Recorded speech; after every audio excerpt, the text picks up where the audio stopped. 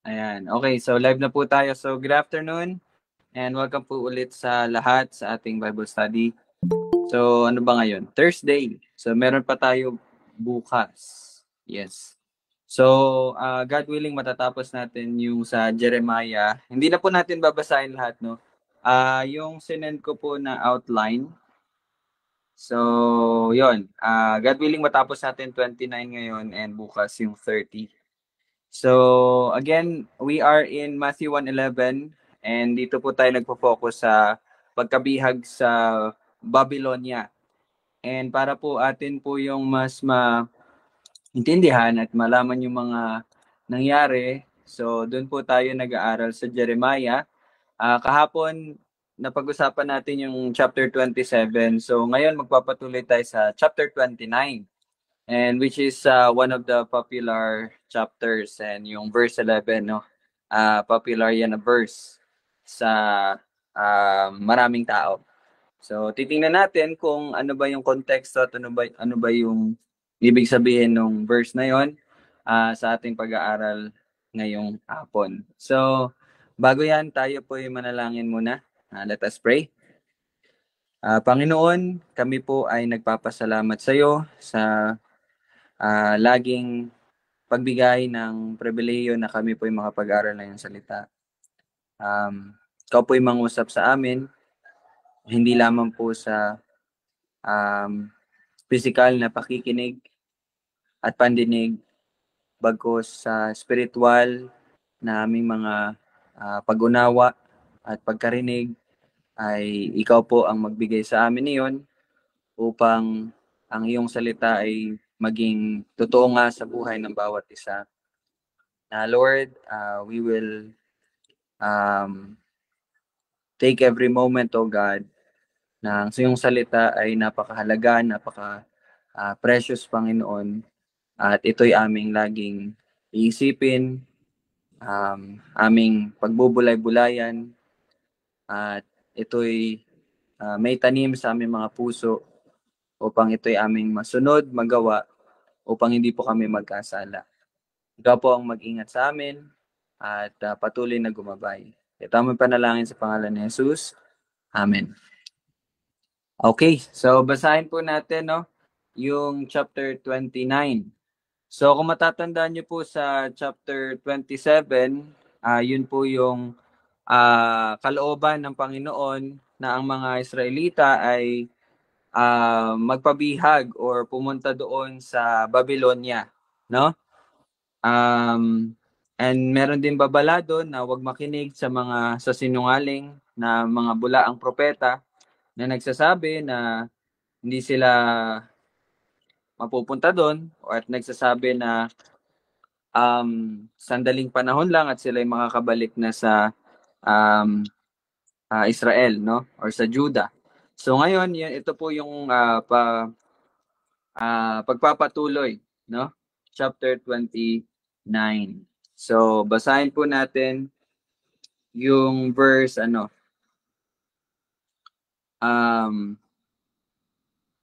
hanggang 1 verses 1 hanggang verse 7 muna yung una nating babasahin po. Okay?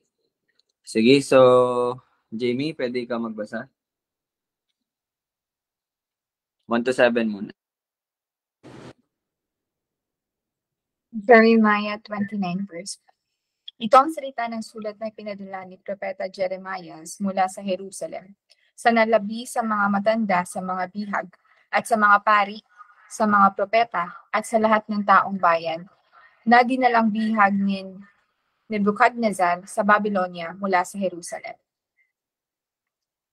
Ito ay pagkatapos na makaalis sa Jerusalem si Haring Jeconias at ang inang Reyna, ang mga eunuko, ang mga pinuno ng Juda at Jerusalem, ang mga manggagawa at ang mga pantay. Ito ay pinadala sa pamamagitan ng kamay ni Elasa na anak ni Safan at ni Jeremias na anak ni Hilkias na isinugo ni Zedekiah sa hari ng Juda kay Nebuchadnezzar na hari ng Babylonia na sinasabi, ganito ang sabi ng Panginoon ng mga hukbo, ng Diyos ng Israel sa lahat ng mga bihag na aking pinadalang bihag sa Babylonia mula sa Jerusalem.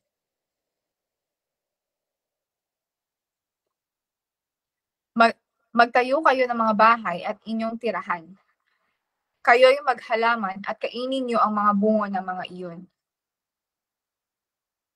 Magsipag-asawa kayo at maging ama ng mga anak na lalaki at babae. Ikuha ninyo ng mga asawa ang inyong mga anak na lalaki at inyong ibigay ang inyong mga anak na babae upang mag-asawa, upang magkaanak sila ng mga lalaki at mga babae. Magparami kayo roon at huwag mabawasan. At iyong hanapin ang kapakanan ng lungsod na aking pinagdadalhang bihag sa inyo, at inyong idalangin iyon sa Panginoon, sapagkat sa kapakanan ninyo, niyon ay magkakaroon kayo ng kapakanan. Okay. Maraming salamat sa salita ng Panginoon. Sige po. So ito po yung verses 1 to 7 at pagpapakita. I think this is a very strong declaration and pagpapakita po talaga na ang will talaga ni Lord, no, is mabihag ang Israel doon sa Babylonia. At ito yung parang mga further instructions, no, ng Panginoon sa pamamagitan ng propeta na si Jeremiah, no. So sige po, baka meron pong makakapag parang summarize konti nung binasa, and then we can start sharing, no, yung tinuro ng Panginoon sa pamamagitan ng kanyang salita dito sa verses 1 to 7. Sige, sino po yung makakapag share, summarize? Sige tol, at tagal ka namin din nakasama. Ako yung naano ko lang dito yung tumatak sa akin yung binasa ngayon. Yung sa 6 tsaka 7. Teka lang, Tagalog pa lang. 6 tsaka 7. Sabi doon, magsipag-asawa kayo at maging ama ng mga anak na lalaki at babae. So ikuha nyo ng mga asawa ang inyong mga anak na lalaki at inyong ibigay ang inyong mga anak na babae upang mag-asawa, upang magkaanak sila ng mga lalaki at mga babae. So walang bakla, no? Joke lang po. Joke lang po yun. Magparami kayo roon at huwag mabawasan.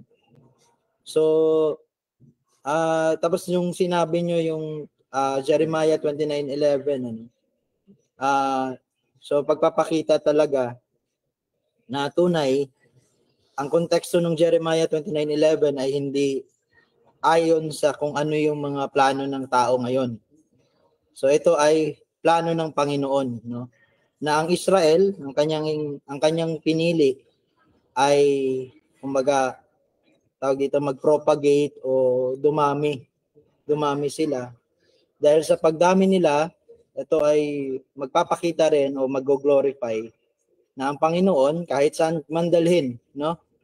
Dito pinakita na ang Panginoon ang kumbaga soberanya na siya ang nagtakda na ma-exile nga itong Israel sa Babylonia. So paano nagkaroon ng kung sabi nga ni Rael yung strong declaration. So pupunta tayo dun sa 7. At inyong hanapin ang kapakanan ng lungsod na aking pinagdalhang bihag sa inyo at inyong idalangin iyon sa Panginoon. Sapagkat sa kapakanan nun ay magkakaroon kayo ng kapakanan. So, ang sabi ng Panginoon, inyong idalangin iyon sa Panginoon. Ibig sabihin, dito pagpapakita na ang tunay na yung pananalangin nga natin na itinuro at inihayag sa atin ng Panginoon ay hindi talaga yung kung ano yung plano mo sa sarili mo o yung plano mo sa future mo, no? Pero kung ano yung itinakda at pinlano na ng Diyos bago pa man niya nilikha ang sanlibutan. At yun ay mapakilala siya bilang isang tunay na Diyos. Siya ang Diyos ng Israel. So lagi nating nababasa dito, lalo ito Old Testament to napakaganda na tayo ay mga bagong nilikha. Ay ibig sabihin, bagong nilikha, no? Hindi yun nangangahulugan na kahapon mo na receive si Jesus Christ, hindi po. Kasi hindi po tayo ang nagtatakda kung tayo ay ipinanganak ng Diyos, no? Ang Diyos, siya ang nagtakda sa atin upang ipanganak niya sa kanyang sariling kumbaga pamilya, no? At yun ay ang Israel. Kaya nga po ang Israel, hindi po yun yung estado ngayon ng Israel. Yung nakikipaglaban sa Hamas, hindi po yun.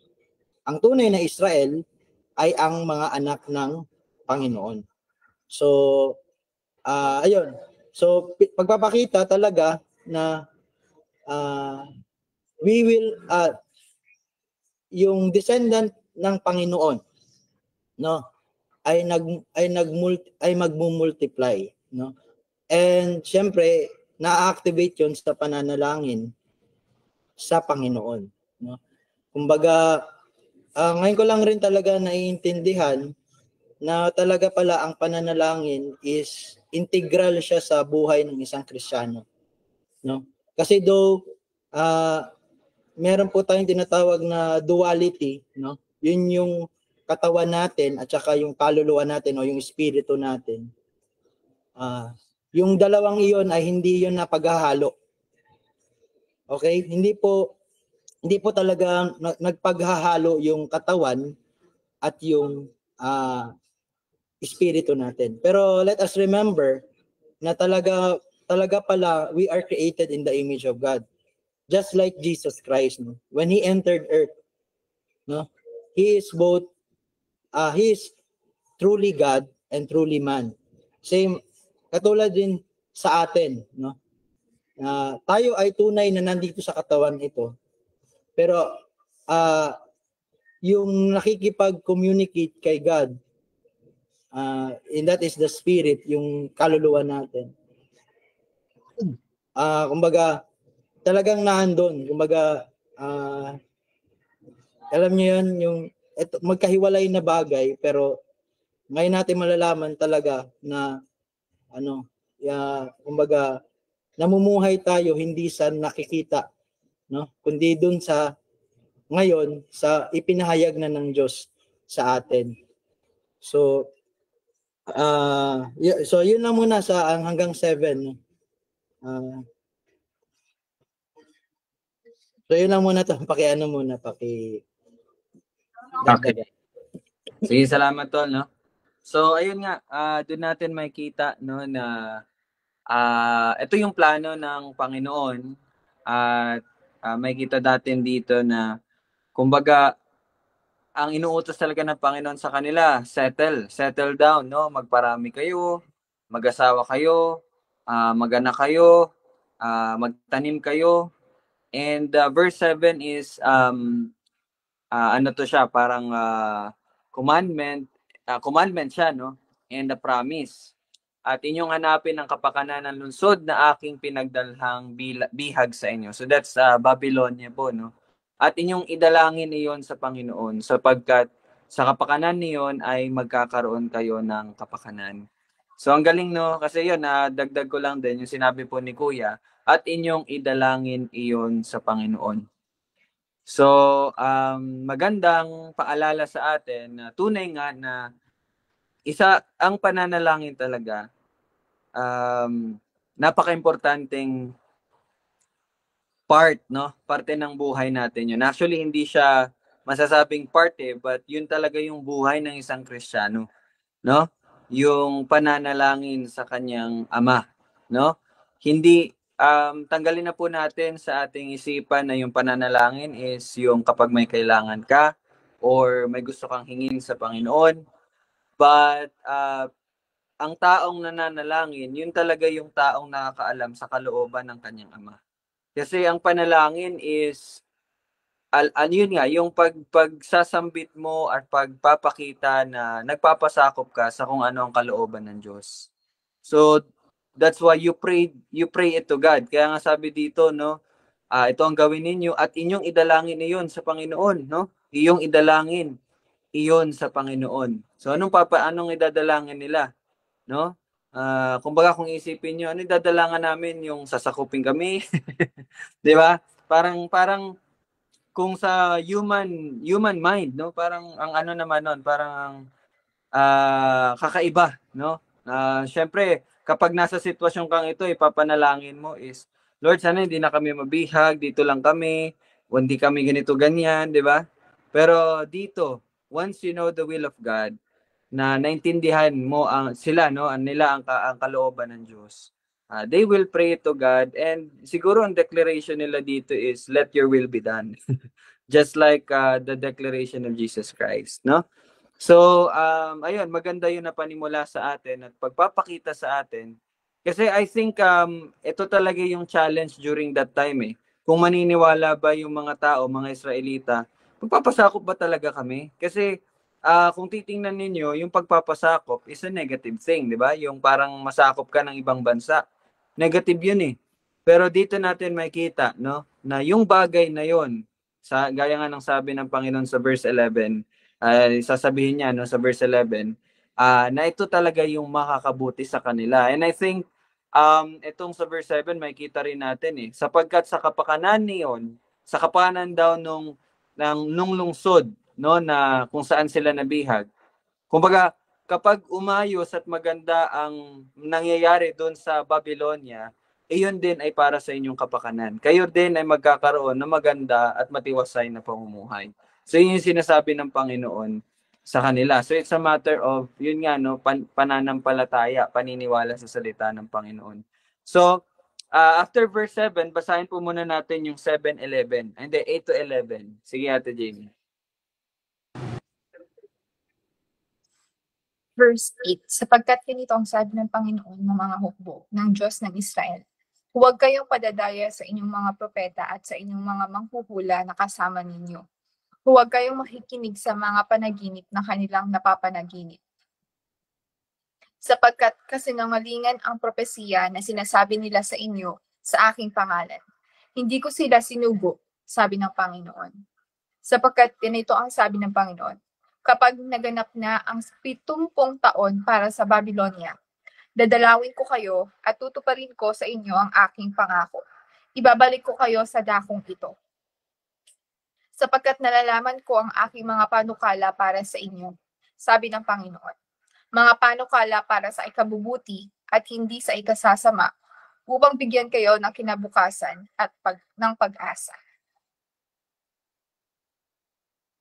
Okay, so ito na po, no, yung verse 11, yung paborito ng lahat. Paborito ng lahat. Sige, Tol, ikaw muna, Tol.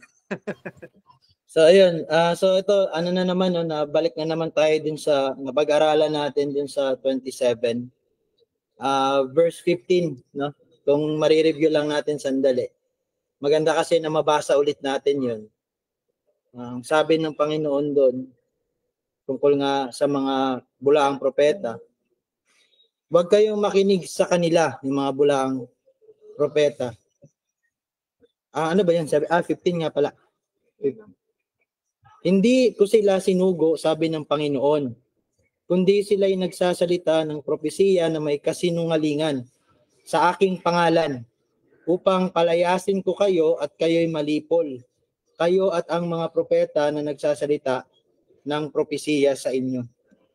So, yan, binalikan lang natin yon. And dito sa 29,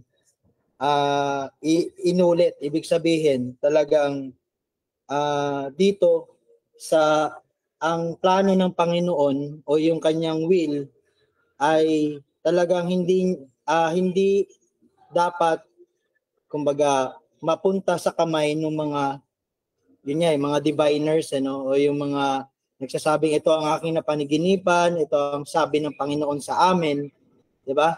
Even them they declare things in the name of God.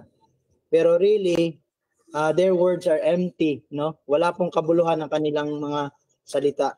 So ano po ang tinuturo nito sa atin, yung salita ng Panginoon ay naandyan, pero ang paghahayag ng Panginoon ay para sa kanyang Israel. So you see, gaano po kaimportante na maintindihan po natin yung iglesia ng Diyos, yung pagpapahayag. Ang nakadikit po kasi sa iglesia ng Diyos ay yung pagpapahayag, Maaring nandyan yung salita yun ito, Bible. Maraming pwedeng mag-quote ng Bible. Pero without the revelation of God, kung hindi yan yung inireveal ng God, no? Kung hindi yan yung sekreto na inaipaliwanag, no? Dahil sa kanyang grasya, sa kanyang mga pinili. So, hindi po talaga iyon ang dapat na tawag dito, paniwalaan natin, no? So, hindi common nagsasalita ng in Jesus name ay paniniwalaan na po natin. So, that is why aside from prayer as integral part of a Christian or a born again, also is yung doktrina po.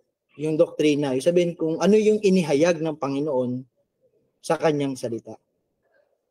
So, yung 27 verse 15 is hindi po to siya warning, Ito po talaga ang mangyayari.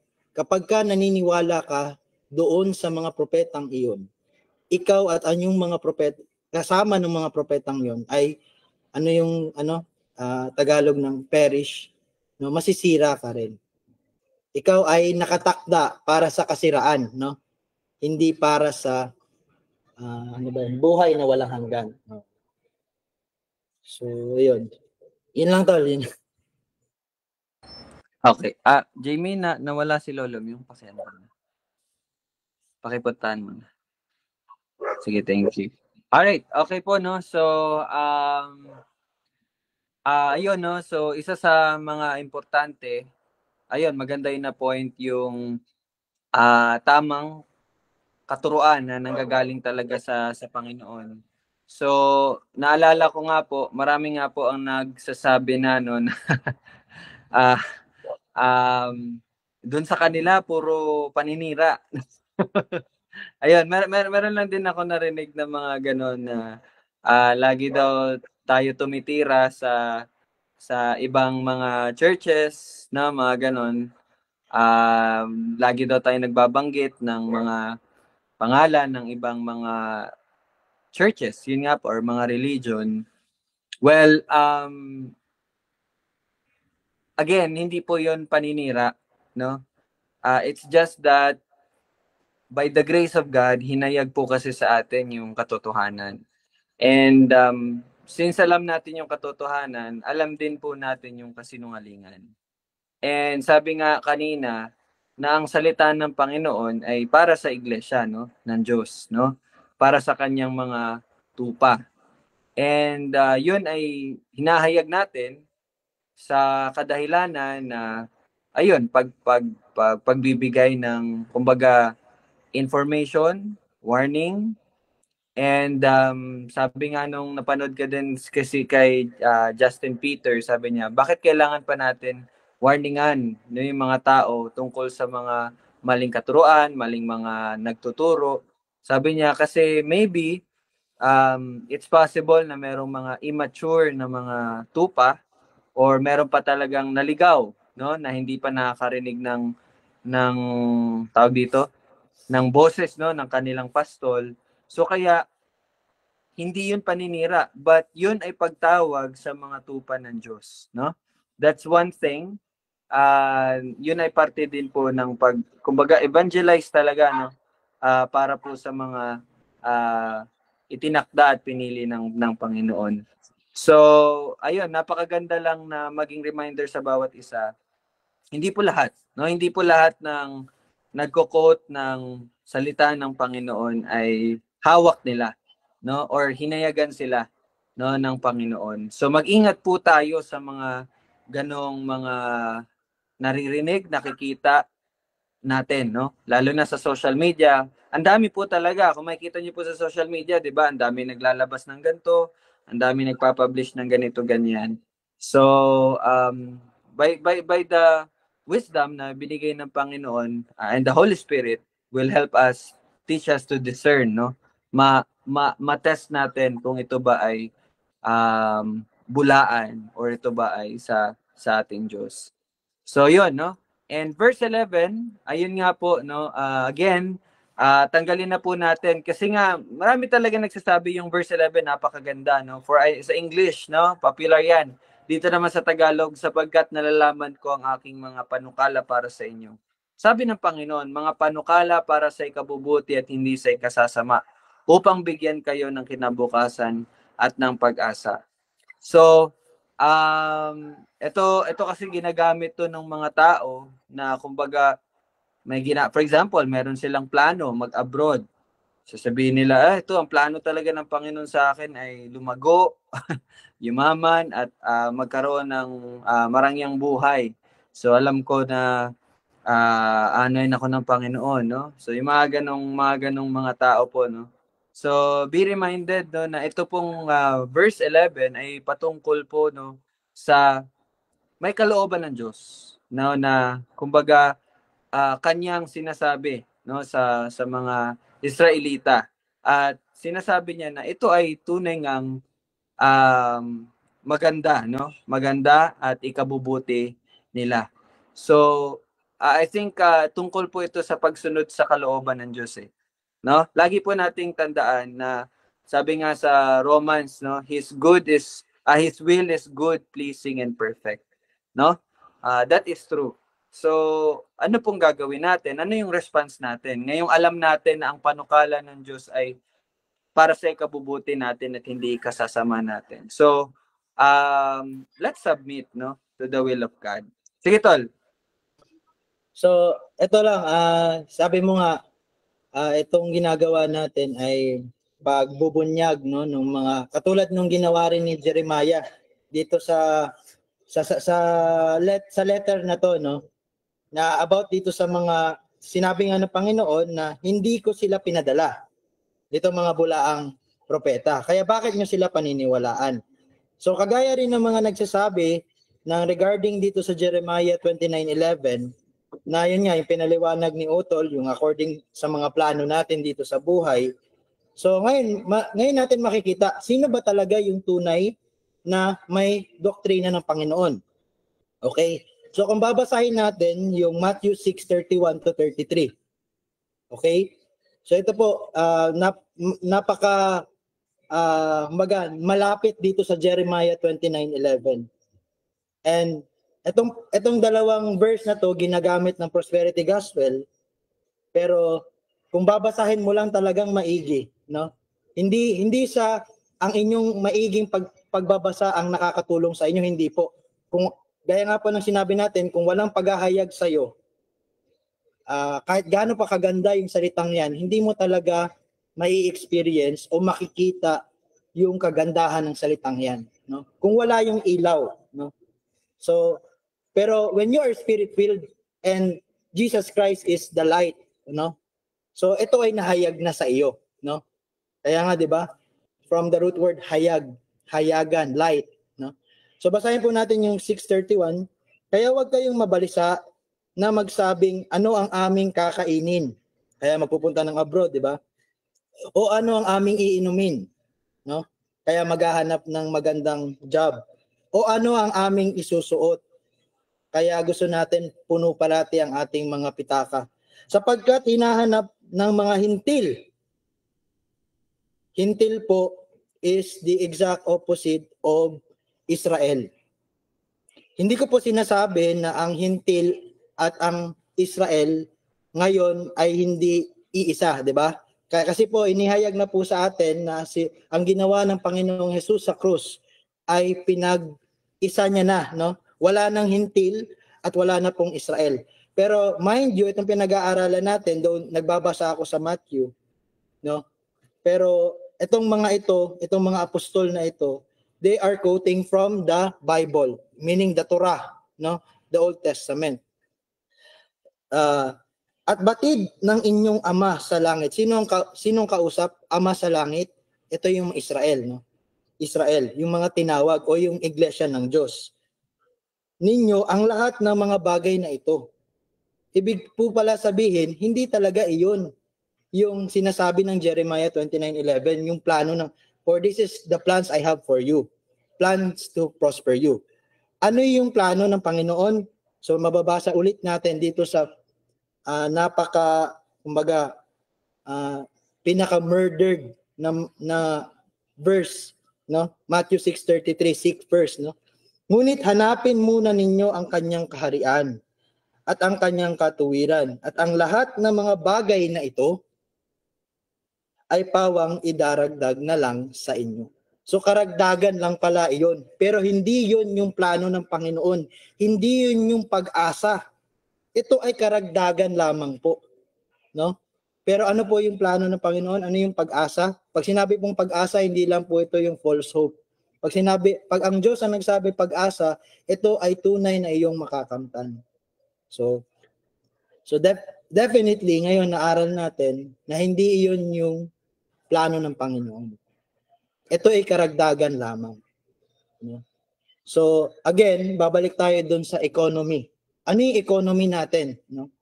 Ano ang iyong maipapalit sa iyong kaluluwa? Kanina nabanggit ko po, tayo we are duality. Ibig sabihin, isang tao ka lang, pero you are both body and soul. Both body and spirit. Pero ano yung importante? Yung katawan namamatay eh. Kasi ito ay hinatulan. Though ito ay nilikha na perpekto ng Panginoon, pero dahil sa pagkakasala natin, ito ay nahatulan ng kamatayan. Even our soul. Pero by the grace of God, we have the assurance only in Jesus' name. There is no other name. Kaya if it is not Jesus Christ we are talking about, so wag mo na lang akong kausapin. Kasi wala yung magiging profit sa akin. Hindi yan yung pag-asa ko. Hindi yung mga bagay dito sa mundo. Ito ay karagdagan lamang. No? So, I believe, no? Malinaw to sa atin. Hindi dahil inaaral natin to, kundi dahil inihayag ito sa atin ng Panginoon. So, praise be to God. Yun lang ang aking may daragdag. Amen. So, ayun nga, no? Kaya talaga, pag wala po talagang pagpapahayag, no, ng Panginoon sa taong iyon, pag binasa mo talaga itong mga katagang or mga verses na to, the only thing na maiisip talaga natin is yung sarili. Alam niyo po ba, iniisip ng mga tao, sige, magsaserve ako sa iyo, Lord. Ito, pag yung Matthew 6:33 po, no, magsaserve ako sa iyo, Lord, para gumanda buhay ko. Yun ang pagkakaintindi nila dito. Why? Kasi sabi dito, hanapin mo ang kanyang kaharian at kanyang katuwiran, pero actually hindi yan yung naka-highlight. Ano yung naka-highlight? Ang lahat ng mga bagay na ito ay bawang idaragdag sa inyo. Di ba? That's the understanding, no, ng mga hentil or yung mga hindi mananampalataya, yung mga bulag sa katotohanan. Kaya ang iisipin nila, kaya nga siguro din dito din umano yung pag-iisip na papayaman ako tapos magbibigay ako sa church, no? Yung mga ganung bagay po, no? Pero by the grace of God, inihayag po sa atin na ang will ni Lord, no? Ang will niya sa atin, yung plano ng Panginoon sa atin is we dwell in His kingdom, no? And in His righteousness. 'Di ba? So we praise God kasi tayo po ay naintindihan natin yun by the grace of God. Okay? So, malinaw po ba yon sa atin? Tsaka tol, sana wag lang sana makalimutan yung economy natin, no? Na ano ang iyong maipapalit para sa iyong kaluluwa? Kung magi-invest na lang tayo dun sa mga and all these things will be added unto you. And not to the plans I have for you according to the Lord. So 'di ba? It is foolishness. But pero yung mga may takot lang sa Panginoon ang nakakaintindi ng foolishness na 'yon. Lalo sa modern times ngayon, no? Pag hindi ka mayaman, wala kang kaibigan, no? So you see, and it backs up na if you are a friend of the world, then you are in enmity with God. Ikaw ay kalaban ng Diyos. No? So, our economy must be, ano ang maipagpapalit mo sa iyong kaluluwa? Sige, pwede mo makuha lahat ng karangyaan, kasikatan, health, But if you lose your soul, so ano yun? Hindi yun yung pag-asa, hindi yun yung plano ng Panginoon sa kanyang elect, sa kanyang mga tupa. So sana yun ang manatili sa mga puso natin, no? So pero hindi ko po sinasabi na wala na yun sa atin. Yes, sabi ko nga sa inyo, we are both body and soul.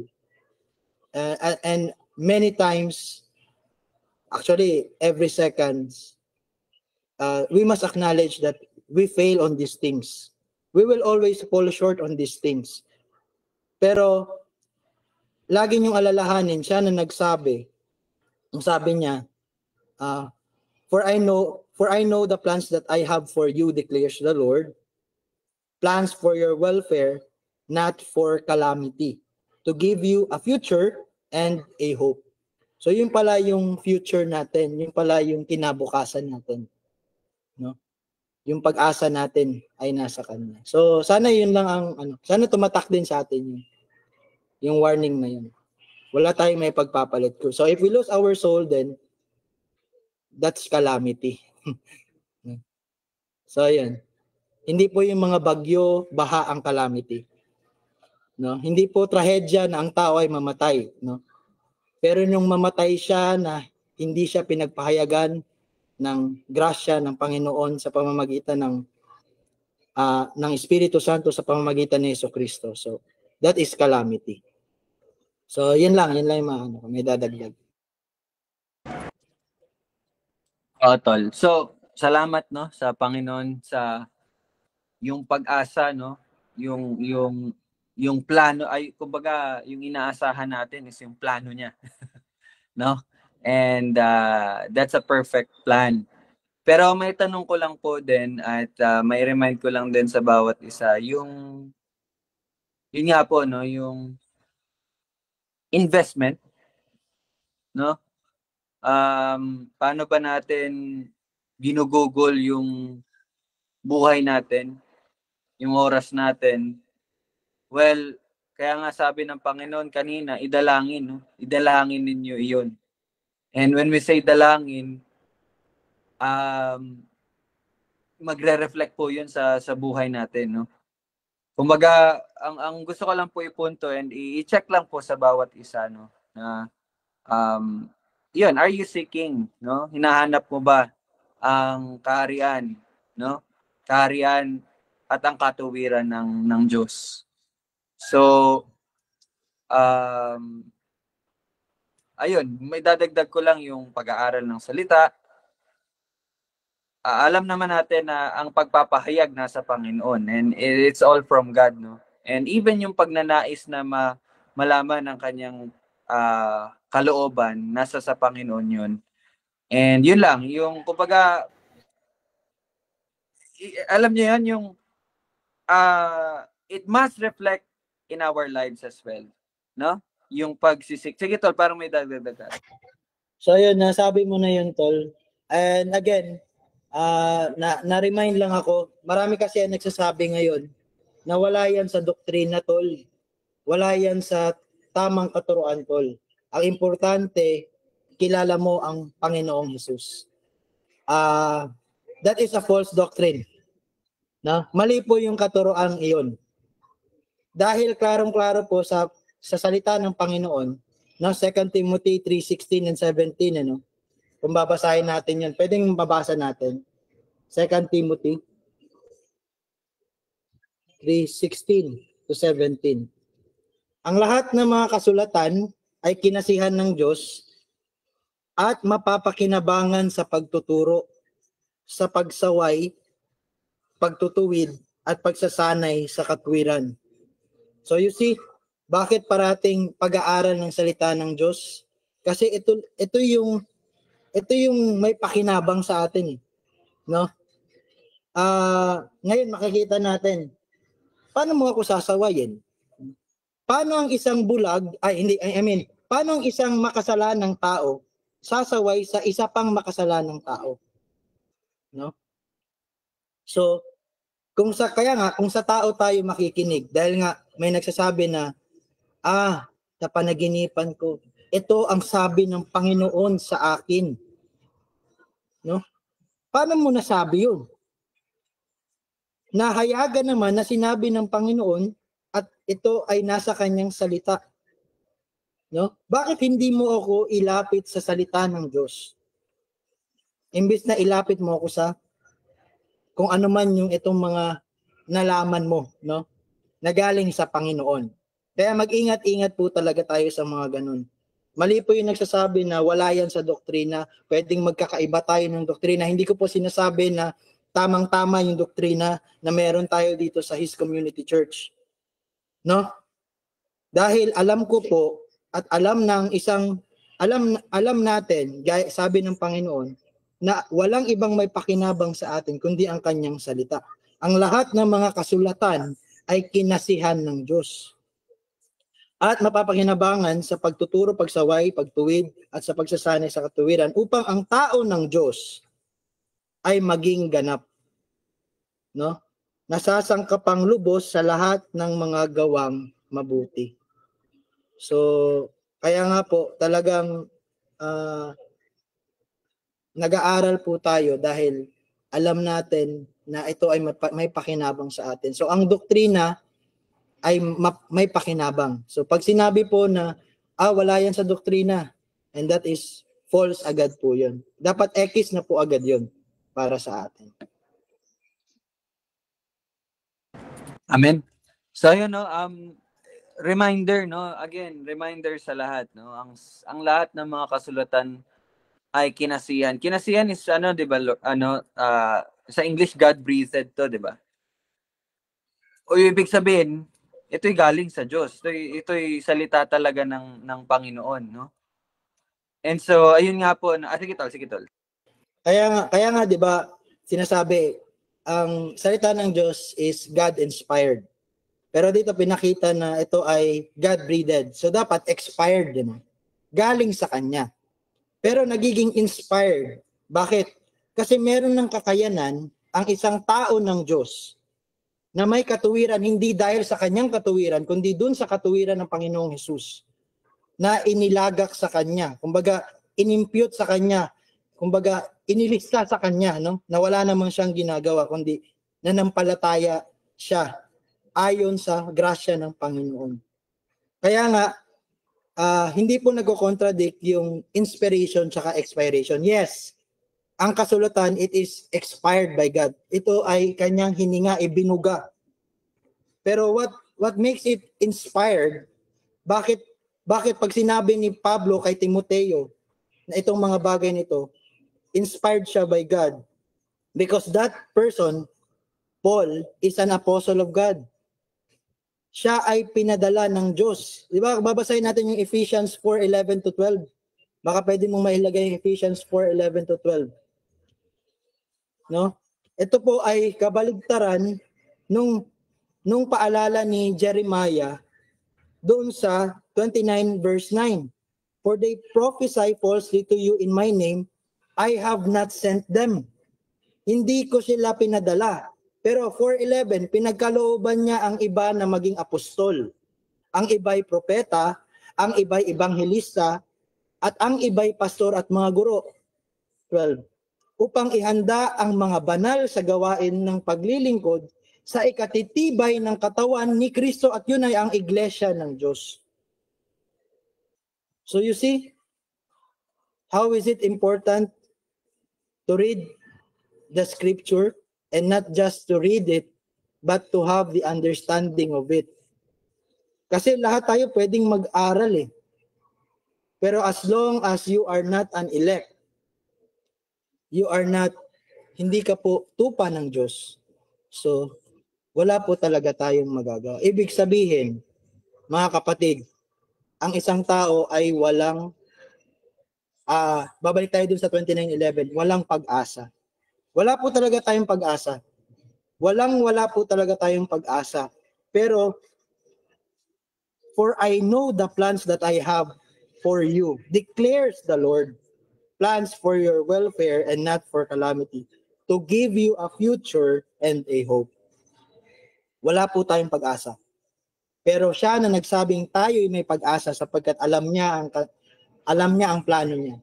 So doon tayo mananampalataya. Kay Kristo Jesus. So yun lang, tol. Ayun. Amen. Ano pa ba? Hindi, ang ano ko lang po talaga dito is yung encouragement ko lang po talaga yung sa pag-aaral no ng salita. Well, baka naman sabihin niyo po nung sa sinabi ni Kuya kanina na sabi mo pa kapag hindi ka naman pinili, hindi mo rin ito maintindihan, so hindi na lang ako mag-aaral, no? Kasi baka may maisip na mga ganun yung mga tao. Well, sa kanina iniisip ko yun, na-realize ko lang din na one is, kung ikaw po talaga ay pinagkalooban ng Diyos, you will have a new heart eh. Pag sinabi mong may bagong puso ka, yung hilig ng puso mo ay yung salita ng Ama mo. That's one thing. Diba? That's one thing. So, ibig sabihin, if hindi nakukultivate sa puso ng tao, yung pagkahilig at pagnanais ng salita ng Panginoon, ayun, one of the possible na ano is hindi talaga din binuhay, patay talaga. And meron namang, bakit meron namang nag-aaral talaga pero wala namang pagpapahayag? Hindi naman nila naintindihan. Bakit naman? Anong masasabi mo doon? Kumbaga, may kita mo na meron silang nais, meron silang pagnanais, meron silang pagkahilig sa pagbabasa ng salita ng Panginoon. Well, it's either, yun nga, katulad po ng mga sinungaling na mga propeta, di ba? It's for personal na mga ano nila, no, na mga kadahilanan. So, wag po tayong malilin lang doon, no? Ito lang po, basta reminder ko po sa bawat isa, ang isang binuhay ng Diyos, binigyan niya ng bagong puso. At ang bagong pusong iyon, magnanais na malaman, marinig, makita, mahanap ang kalooban at ang salita ng kanyang Ama. So mga kapatid, no, if iyon ay hindi nagiging totoo sa mga puso natin, cry for mercy, no? No? Cry out to God for mercy. Kasi nga napakaano yung warning din sa atin, no? Ang taong walang pagpapahayag ng Diyos, wala po talaga yung pag-asa, no? At sabi nga kanina, yun ay patungo sa kapahamakan. That's calamity, no? So mga kapatid, no, read the word of God, study the word of God, obey the word of God, and ask the Lord, no, ng kanyang pagpapahayag. So again, reminder, i-evaluate nyo po yung mga, tingnan nyo po yung buhay ninyo. Nagnanais ka ba? No? Hinahanap mo ba ang salita ng Panginoon?